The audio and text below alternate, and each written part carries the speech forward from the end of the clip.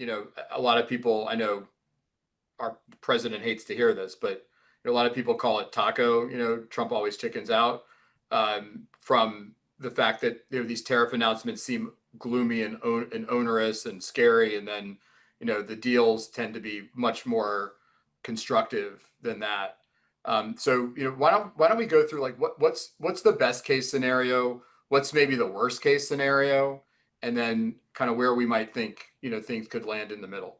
Yeah, that's very interesting. We've had some great discussions on this, and we talk about internally how future outcomes are probabilistic, whereas past outcomes are binary. So Yeah. something either happened in the past or it didn't. A drug got approved last year or it didn't, but the future is probabilistic, right? It may or may not rain tomorrow. So we always have to plan and invest based on these probabilistic outcomes. So some of these potential outcomes, there are lots of them. But the best case scenario, as you mentioned, Michael, would be inflation slows, interest rates move lower, tariffs end up lower than what was initially communicated. The US is better positioned with more favorable trade or more favorable trade agreements globally, and the US trade deficit improves.